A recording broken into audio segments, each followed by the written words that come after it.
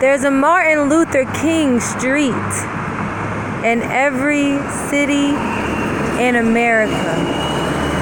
And each street just happens to be in the hood. Well, I guess that's alright, because he had a dream for us. A dream to be greater. A dream to be amazing. That can be accomplished, that will be accomplished, that is continued to be accomplished every single day that his memory lives on. Yes, they put you here, but this whole world belongs to you. So what does it matter? Go out, wake up every day and do what you do. Dream.